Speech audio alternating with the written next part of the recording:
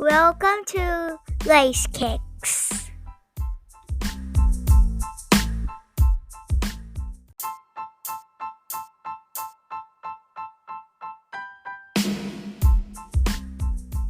Welcome to Kicks and Souls podcast. Hope everyone is well and keeping safe. Enjoy the episode. Thank you for all your support.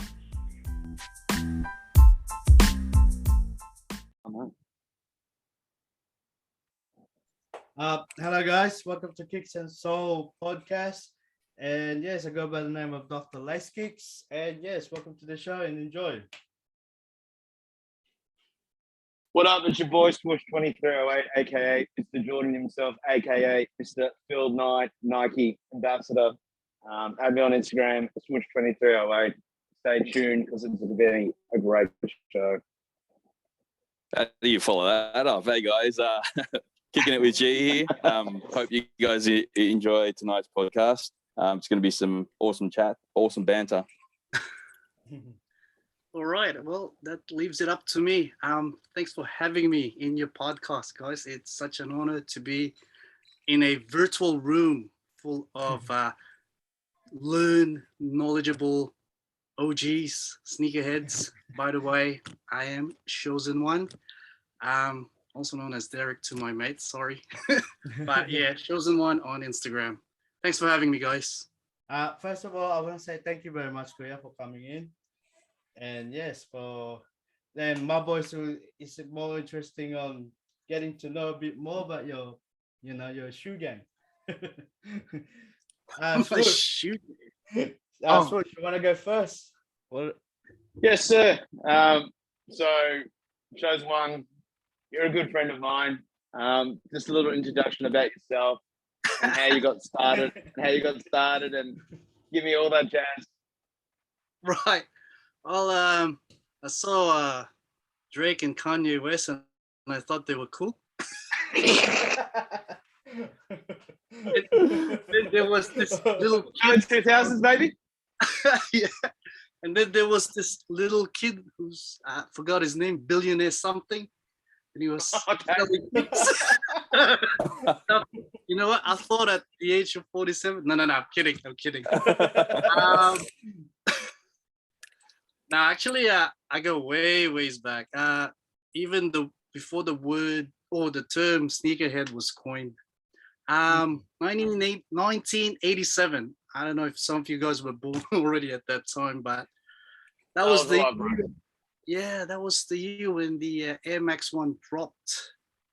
And I remember I wasn't into sneakers yet back in the day, but I remember back in the Phils, I always used to pass by this mall in Manila. It's very popular. It's called Vera Mall in Green Hills. Don't know if you guys are still familiar with it, but they used to have boutiques there that used to sell imported stuff from the US because we didn't have any Nike or Foot Lockers back then. Yes, sir. Yeah, so I would pass by, and during one of my walks, I passed by my favorite boutique. And I saw this shoe, a white and red shoe, right? And it had a hole in the middle. Like, could I swear? Could I swear in this podcast? I go, what the F? You can. F is this? You can swear. It was unheard of, bro. It was unheard of. Yeah, like, you have to remember back in the day, all the Air Force Ones, all the Dunks, all the flights, they all had a solid rubber sole. Someone to put a hole in it. Whoa, it just blew my adolescent mind. Like, I was like, who would do such a thing? I mean, so I had a closer look at the shoe, and obviously it wasn't a hole. It was a sort of like a plastic bubble. But after that day, every 5 minutes of my adolescent life, I kept thinking about the shoe. Obviously, my folks couldn't get me some because even back then, the Air Max 1 was so expensive already. Yes. Yeah. So all the rich kids in my school had them. So obviously, I was jealous. So the best thing I could do was make drawings of them in the back of my notebooks. And then when I'm visiting magazine shops, I would tear out the adverts for them and just collect the pictures and put them as covers for my books. So that the Air Max 1. Wait, here it is. There you go. But the Air Max 1. This is where it all started. So this was the shoe that started it for me. Yeah, and it would take another 22 years before I could probably have a proper Air Max 1.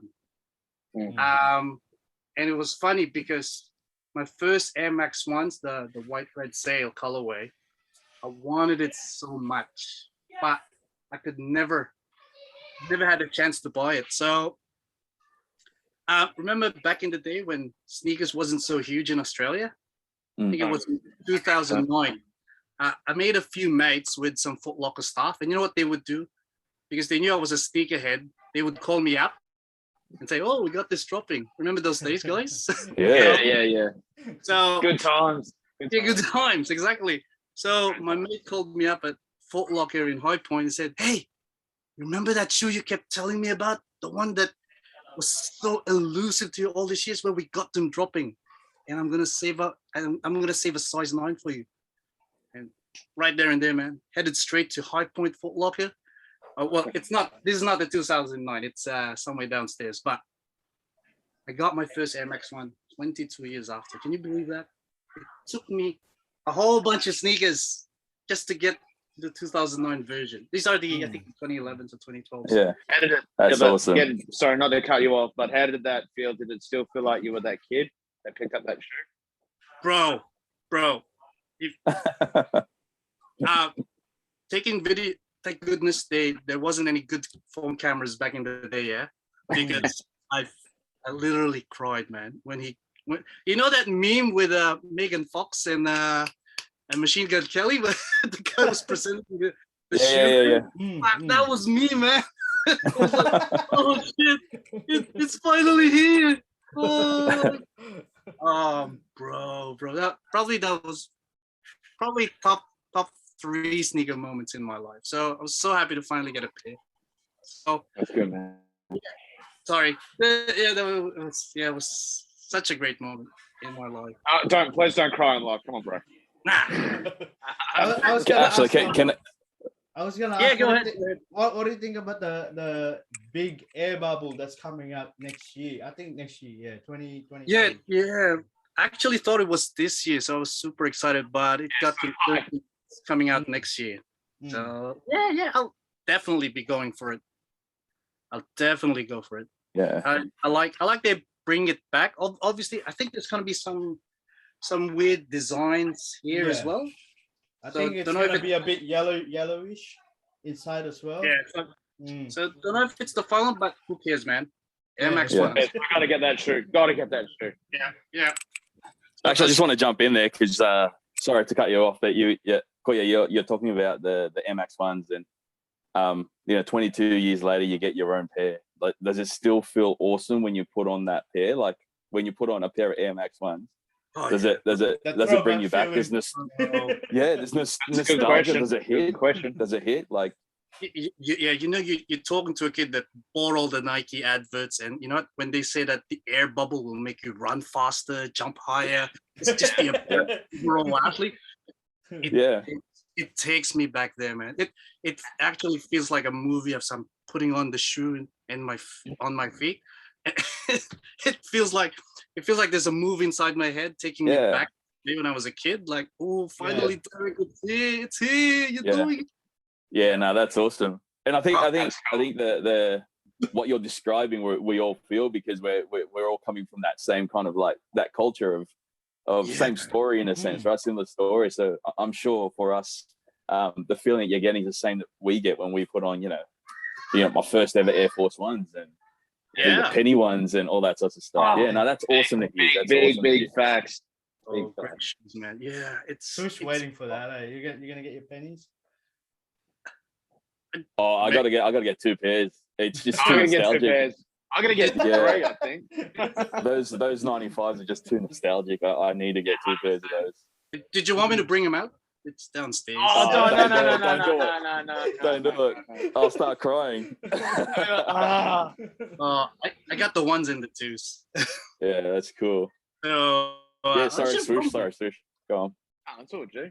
But Yeah. that brings me up to my next question. What have you obviously you've been in the sneaking game for a very long time. What have you noticed, like the changes over the years? Ooh, oh, that's a good question, man. I like that. Yeah.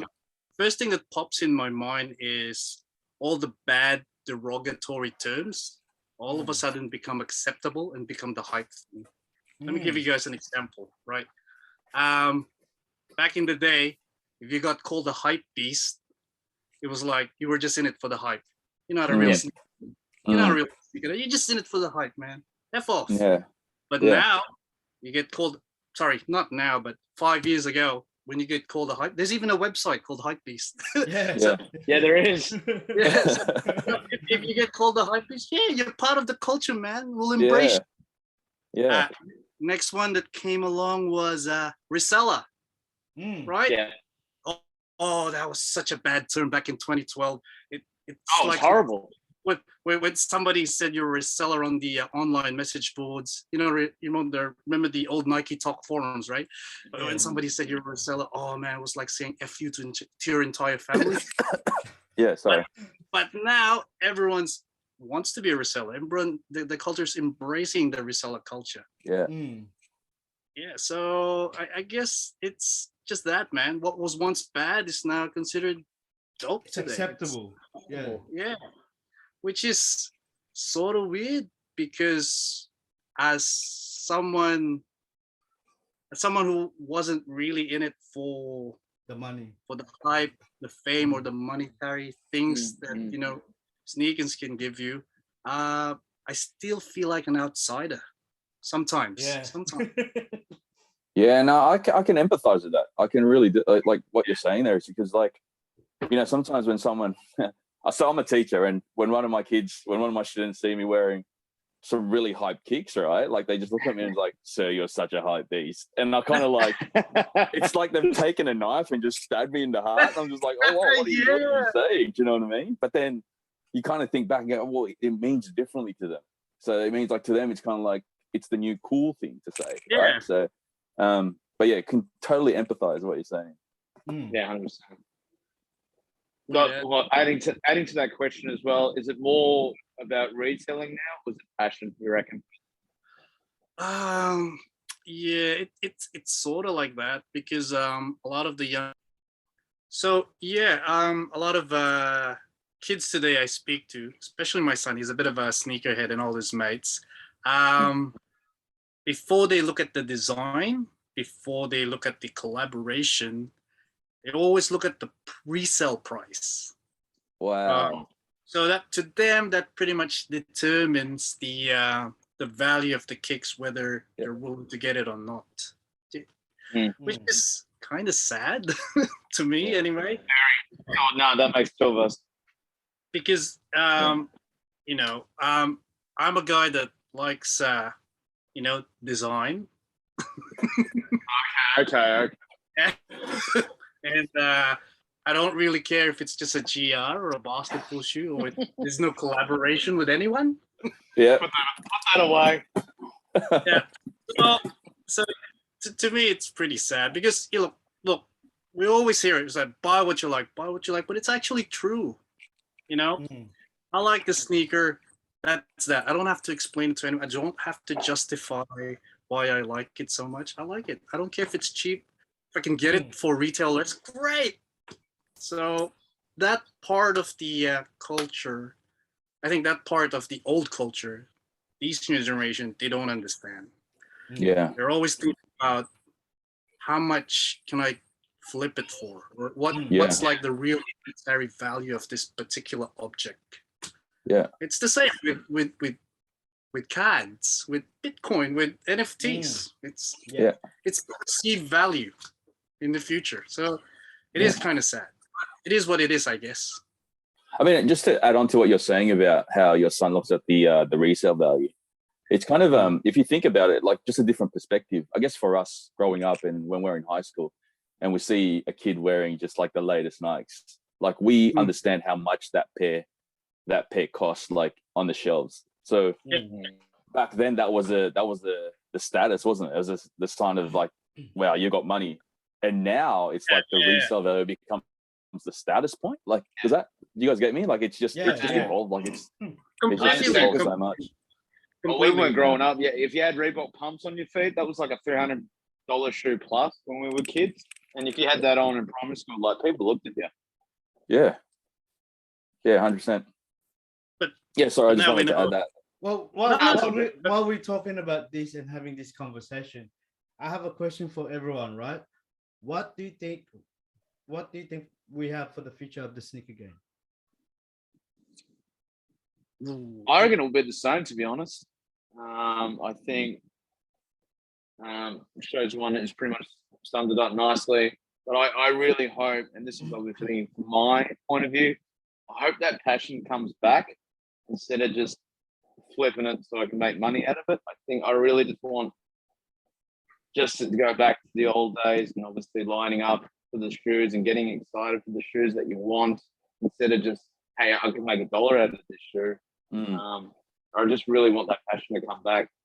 Yeah, we'll see what happens.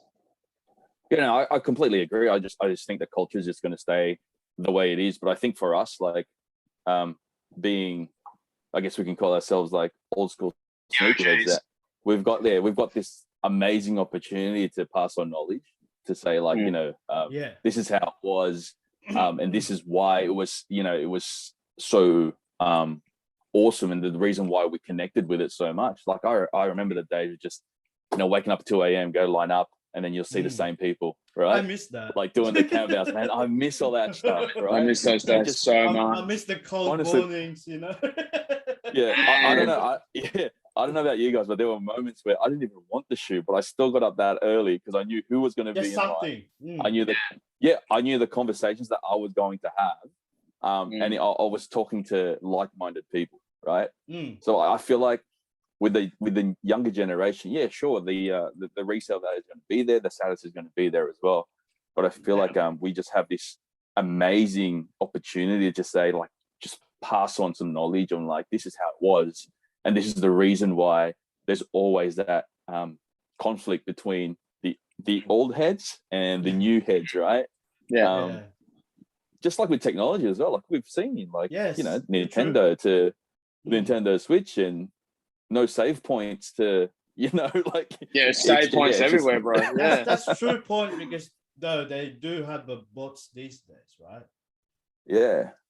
But that's the way I feel about it, because I see it being in the environment where I work at. So, you know, like just working with teenagers and just seeing how they see the culture and all that sorts of stuff, man. Like, I love sitting down at recess and lunchtime with some of the kids who are into sneakers at my school, and I'm just like, I'm just passing on things. Like, I'm just passing on, like, knowledge, and, you know, hey, like, follow these people, read up these blogs and stuff, and, like, you know, if you want to get out there and want to put yourself out there, just make sure it's not about the me, it's about the we. Pretty cool to have a sneakerhead as a teacher, man.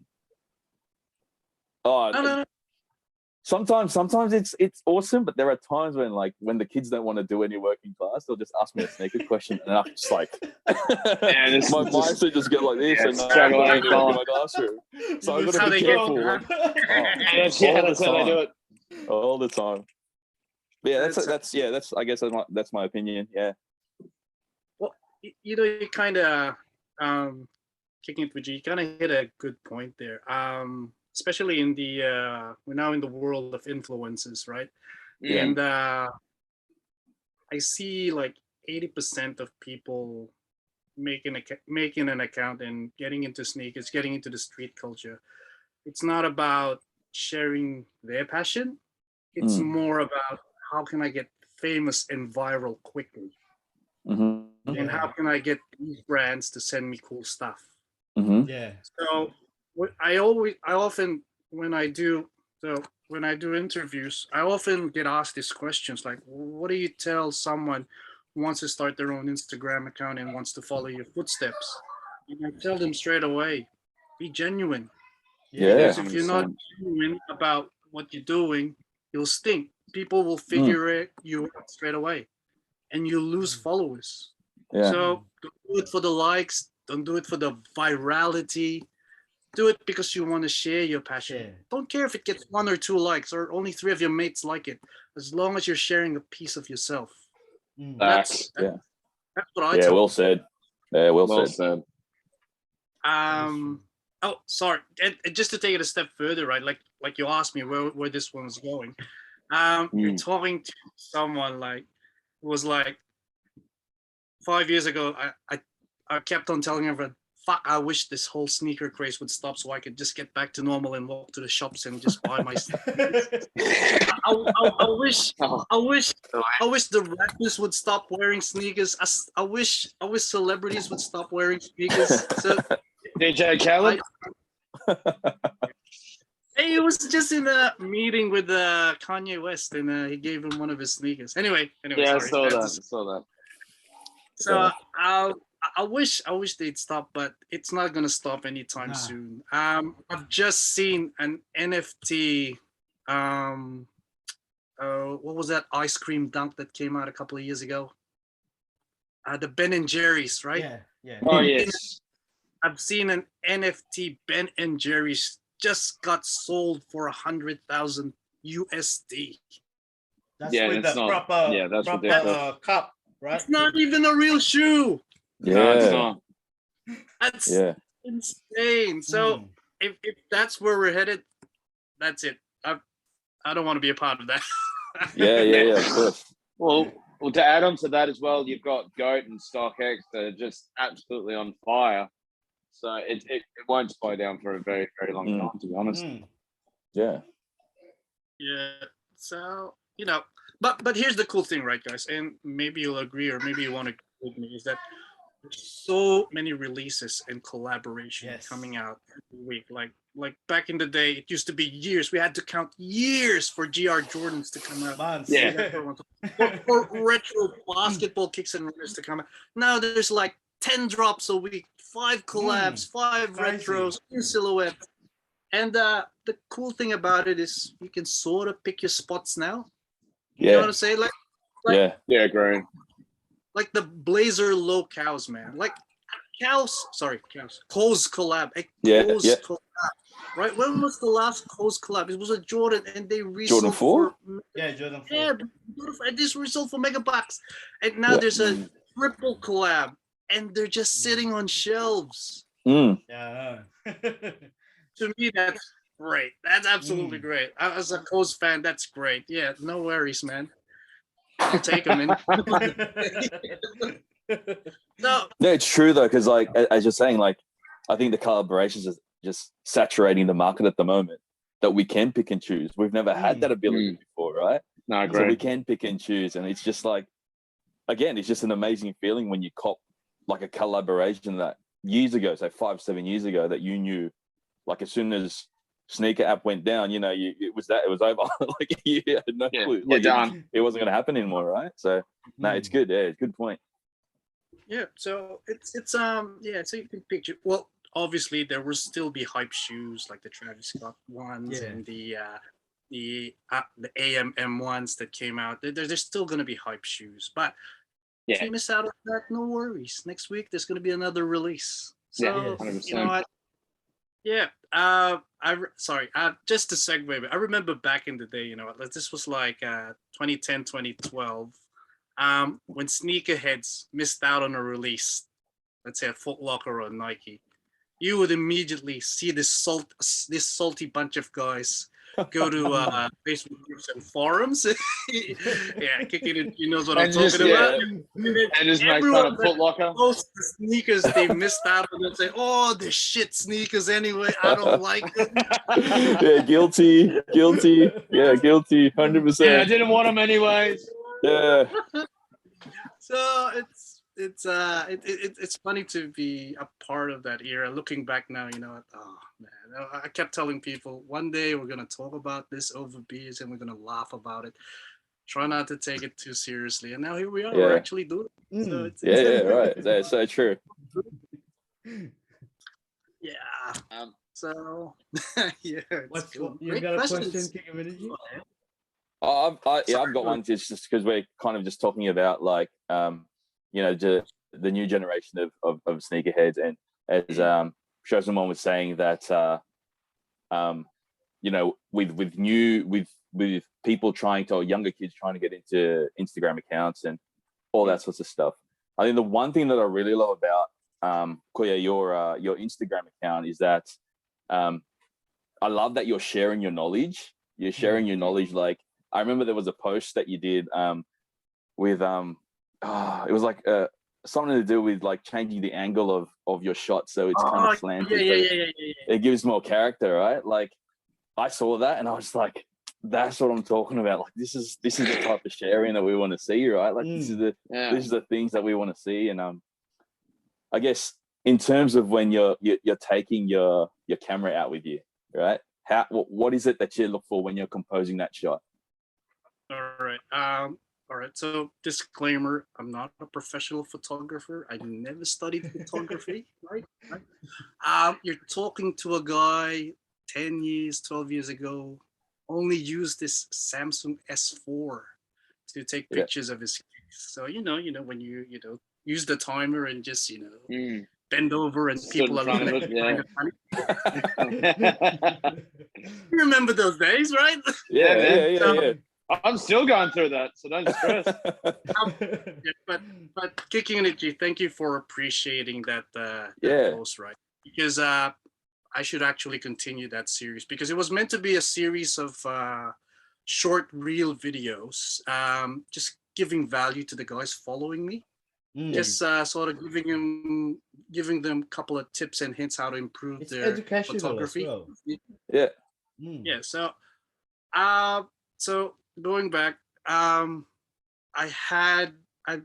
kind of learned it the hard way. Like, it was a lot of trial and error. So for me, I keep telling everyone that asks me how to take better pictures of kicks, I keep telling them, if it looks good for you, and it will look good for everyone else. Yeah. If it doesn't look good for everyone else, who cares? Yeah, legit. Who cares? Yeah. Who cares? It's yours. It's your shot. You like it. I'm just sharing it with you. Now it's up to you whether you like it or not. But here's the cool thing about having an Instagram account or a TikTok account. Probably 70% of the guys that follow you actually like your shit. Yeah. Right? Versus posting it on a Facebook group where some of the guys will not actually like your shit because they don't follow you in real life. Yeah, right? It's not hype. Yeah.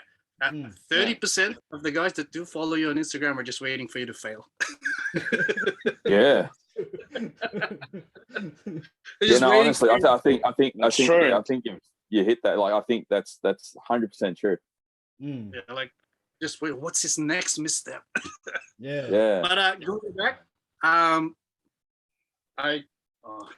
camera's not here, but I chose a very small camera for a particular reason, right? So I can bring it anytime where I'm at. So it's usually with me, it's usually in the car. So I usually have a 5-minute walk from my parking to my work, and I'll just use that time to take pictures wherever I am. Now, it doesn't have to be good. I'll just review it the night after, and then if I see something I like, I'll edit it a bit and I'll post it. I keep telling you, bring your phone, bring your camera with you always. Take shots whenever you can, and then just review it. You'll eventually surprise yourself that there's a gem there you'll find. Yeah. So that's it. Yeah, cool. Shots. Thank you for that. Yeah, that's awesome. Thank you. That's a good question. Yeah. My question is, or to add on to that, so what's your inspiration? Do you think about a place or a sneaker that you want to take, or what's your main vibe on that? Ooh, that's a toughie, man. I will go in with a clean slate. I know a lot of guys, before they tackle a particular shot, they will look at other accounts for inspiration, right? Okay. I usually try to go in with a clean slate. I usually have an idea in mind, but I'll go with a clean slate and I'll just take 10 random shots. And then from those 10 random shots, I'll review it on my camera. And then I'll see something like, this angle isn't so bad. Maybe if I just tweak it this way, it will look much better. Maybe not. So I'll probably just come in experimenting. It's like it'll be like on the go. Yeah, Yeah, that's cool. But for particular shots, like let's say I'm doing a collab with a particular brand. Let's say these curves, right? I would probably use some props. Yep. Like for this for this guy, I borrowed my missus's Cookie Monster pop so I can. Yeah, cool. Yeah. So you got That's the cool. color. Yeah. Yeah. Yeah, so it's like random stuff you'll find at your house. You don't have to go out and buy stuff. You know what I mean? Yeah. It's sort of like making more with less. Artistic. Right. Mhm. A lot of people think I have the most expensive and greatest gear, lighting, laptop, tripod. No, I just make the most of what I have. Man, if I swear to you guys, if you follow me behind the scenes during one of my videos, you'll laugh at the stuff I use. So I just use everyday stuff I find at home to sort of enhance my pictures. To answer your question, so Yeah, cool. go in it. Yeah, just go in it with a clean mind and see what happens. Yeah, man.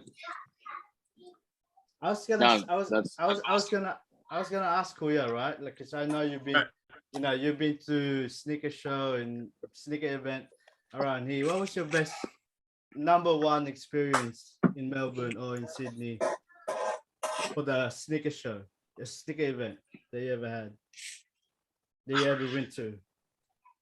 Wow. Oh, wait. I'm having a senior moment, man. Wait. All right. Because I did Here we go. remember the first time I met you at the Sneaker Freaker down there, Melbourne. Yeah. I remember that. Sure. Yeah. We were young then. Was that Docklands? Was that a Dockland? I can't remember. I believe so. Yeah, it was at the pier. Yeah. It was at the pier. Yeah. It was at that Globe warehouse. Right. Yes, right. the Yeah. warehouse. That could be the one. That could be the one. The time when That I was met. big. The time when I met that could be one. But speaking of someone famous, like meeting your heroes. I covered an event for Hype DC and forgot it was Hype DC, right? And the weekly drop, right? I covered an event for them and for the kickstand, and they had. I'm having a senior moment again. This is one of my favorite persons. Jeff Staple, right? They had Jeff Staple, right, as their guest speaker, and he was one of my heroes because not only was he a great designer, but he was also Asian, right? So he was one of the first break into it, and he had that dope pigeon SBs, man. So bro, that's true. Those were to die for, man. That was even before the hype days. That was already hype. So I unofficially became his photographer for that day. Unofficially, because I was just covering the event, and since I was just taking pictures of him with this other guys wanted to take pictures of him, he said, "Hey, why don't you become my unofficial photographer?" Wow. So yeah, why not, man? So. Was this on your S4? Was this on your Galaxy S4 as well? Or? No.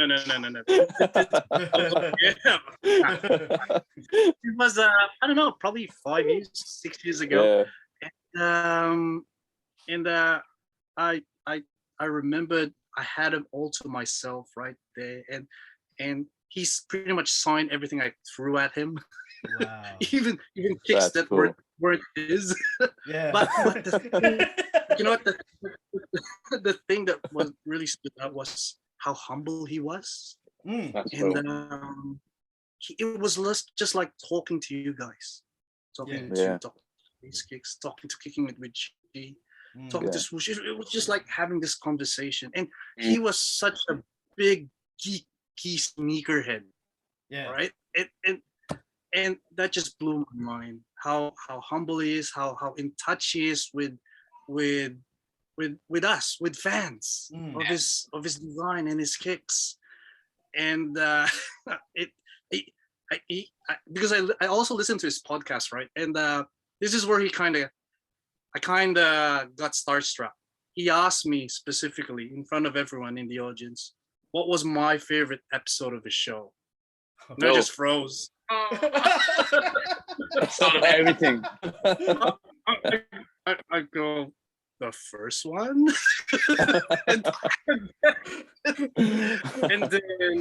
and then he asked me, do you remember who I interviewed in my first episode? You're like, yeah.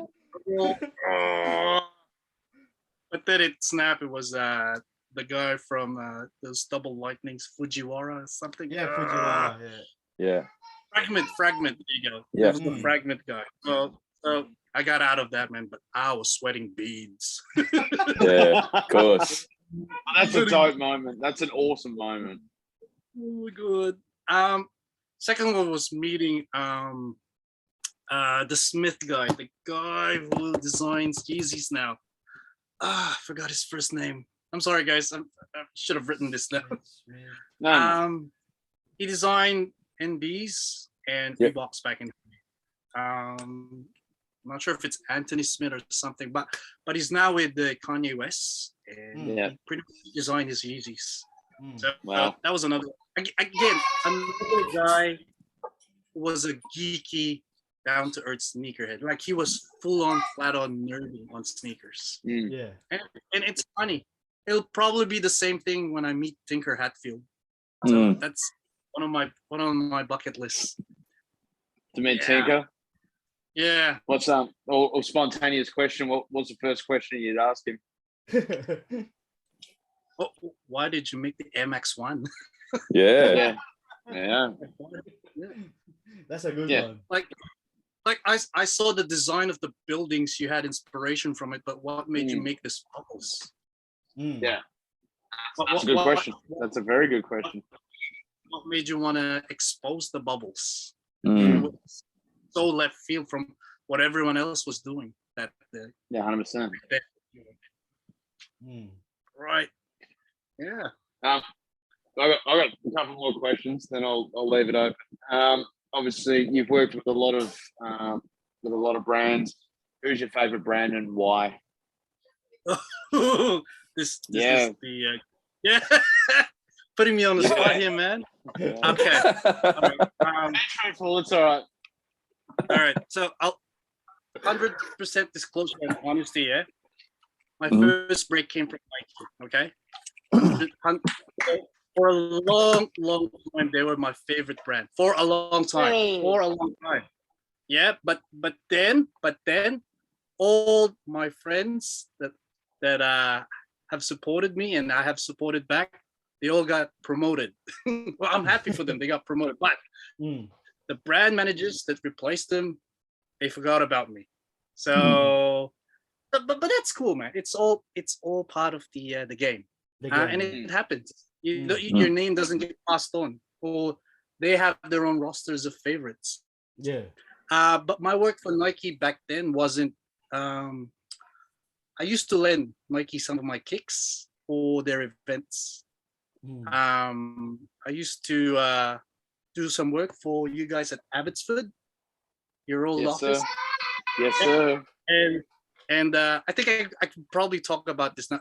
Anyway, you'll see later in one of my top 10 kicks. You had the most ridiculous sample warehouse in that building. Oh, bro, I've heard stories. Yeah. So, and being friends with one of the band managers there allowed me to see those things, and because none of the employees back then were sneakerheads, they did not know how to categorize the sneakers. So they left it us to his friends to help him catalog some of the sneakers. So later you'll see one of the sneakers they gifted me. That's cool. That's dope. But now my favorite brand is Under Armour. Oh, come on, bro. No, because they've been Yeah, I awesome, know, I man. know. They've been super consistent with their support to my page, right? You've done a lot of good Um, work with them too, to be honest. And this is for all those wannabe guys, for all those guys that want to connect with brands, and you feel like when a brand approaches you, right? This is for you guys. Listen very carefully, because there was only a couple instances where I turned people down who seeked help from me in creating content, and whether they're big or whether they're small, I will help them out, right? One day, these guys, for some reason, might blow up, and they will never forget the favor you've done for them. Okay, Yes. 100%. Yes. and it just so happens that one of the brand managers for Under Armour and their marketing segment, I worked with her before, and she wasn't still with sneakers back then, but I helped her out with content. She remembered me, right? And then when she got into Under Armour, she started seeding me with Under Armour products, right? Wow. But the cool thing about it was, and we all know Under Armour is made for performance. The designs is not really made for the street culture, right? But I still, a lot of my friends declined because of that. They go, Under Armour, nah, they're not dope. They don't take great pictures. They don't get any likes. But I said, no, I'm gonna do it. And now all of a sudden they come out with, you know, a dope pair of sneakers. Everybody wants it, sold out. Everybody wants to hop on them. So it's just that. Give people a chance, man. If your stuff is nice, even if it's just a pair of socks, even if it's just a stickers or air fresheners, give them a chance. If they mean really well, give them a chance. Who knows? These guys might blow up one day, and they'll look after you. Yeah, Sneaker karma. There you go. Sneaker karma. Yeah, good karma. I like that. So You do me a favor and do something with Paddy Mills then. Australian of the Year. Just saying. maybe, Oh, there you go. Australian of the Year. maybe. So we'll see that later in the top 10. Yeah, cool. Oh, okay. So No. yeah. Another brand is Sunlight Station and the brand Way of Wade. They've been I'll say this for the Way of Wades. Consistent, great materials, great build quality, great craftsmanship, man. Unfortunately, they're priced really premium now. They're trying to go for that Jordan pricing. Yeah, that I've noticed that, because a few years ago they were so good. Like the entry point of the pricing was so good. Like Way of Wade 2s, I was saying to the boys earlier. I just loved how much they just reminded me of the Jordan 3s, and I just went for them, right? And they were great shoe for what, 170? Like it was It's nice on the ridiculous. feet when you put it on. It's very nice. Yeah. Yeah. So yeah, but now they've sort of, but you can kind of justify it with the amount of tech they chucked in KICKZ. With their new Way of Wade 8s, 9s. I think it's on my Instagram. I gotta find the shoe. It's somewhere here. Anyway, man, they chucked a whole lot. I've never seen a sneaker put 2 stacks of Boost on top of each other. Wow. And then it's laceless using that new BOA system, which just blows my mind. So it's really sick. They're really, well, they're not so popular here in Australia, but everywhere else in Asia, man, they're blowing up. Yeah. They're blowing up. So yeah, watch out for that brand as well. Any more? Do you want me to? Anyone else have a question? I give it one more. One more. One One more, bro. Just the last one. And Nike, and more Nike. Yeah, I like that. Nike's forgotten about me, so yeah. I forgot about that. Oh, I've got a question. Because you're just talking about all of these, like, I mean, I guess it's still related to what you're talking about in terms of brands, but I love seeing that in your collection, you just don't have the Nikes and the Jordans and the Adidas, that you've actually got like it's eclectic collection of Multiple. you have your It's just NBs, everything. right? You have your Saucony. I don't even know. Am I saying that right? That's how I was supposed to say it. Something Your right. No. Saucony, Reeboks, Li Ning, like awesome, right? So out of your, I guess for me, what I'd like to know is just out of your entire collection, is there one particular, before we go into your top 10, is there one particular shoe or two that stand out the most, and why? Putting me on the spot here, my man. I mean, you started off with the hard. MX1, so that's it. I'm sure. We can skip the top 10 question because it's gonna be hard. I know how much he's got, but he can tell us his favorite out of anything. Obviously, this one is my favorite of all time, right? Yeah. The second favorite of all time is surprisingly an Air Max as well, and it has an amazing backstory to it. All right, so any guesses, gentlemen? Atmos. Which Air Max 95, 97? No. All right, it'll still be an Air Max one. Yeah. All right, and it's a collab. Elephant print ones? Atmos? Ooh, you're good, man. You're good. Yeah. Yeah, did I get it? Oh, man. Good. Very good. Very good. That was a fluke, but yeah, go on. No, you did your research, bro. All right. Actually, not a lot of people know this, but the cool thing about this guy is, I'll make it real quick. When I came to Melbourne in 2006, all right, I was looking for a job in the city, right? And during one of my lunch breaks, I stumbled into a store or a boutique, and this was being sold for $75. There was a size 9 and a size 12. Really? Damn. The first version. Right. The first version. Unfortunately, right, I did have money that day, but I didn't have a job.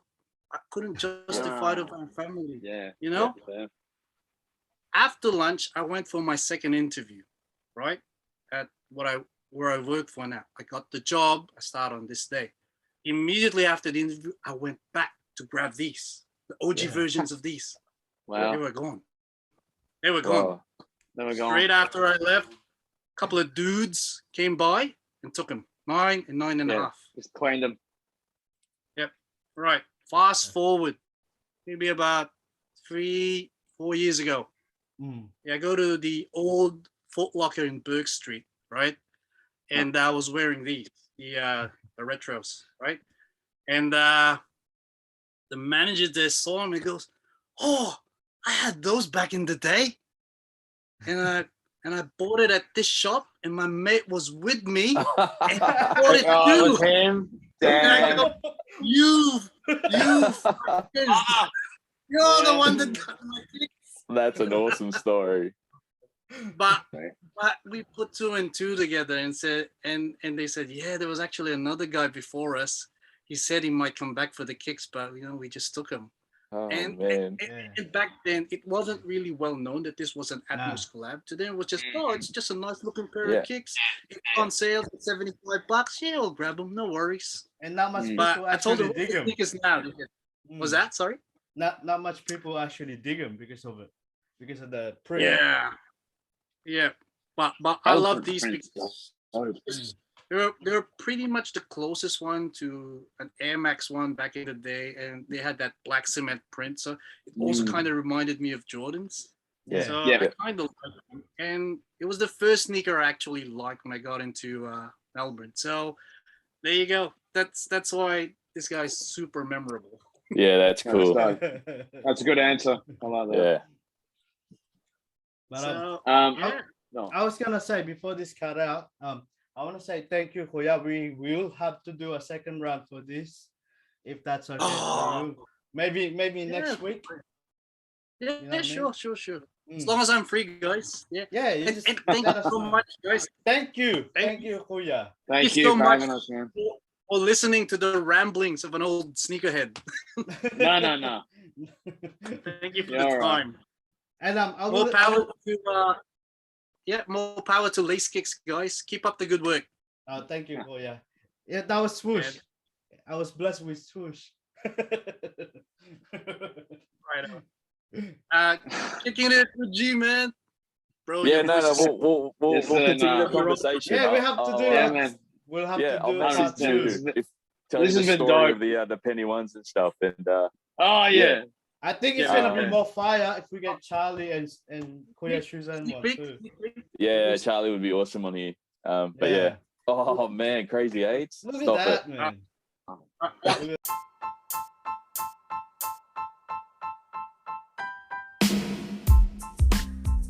Thank you guys for listening. If any of you got a question or a suggestion for the team, welcome to send us a message.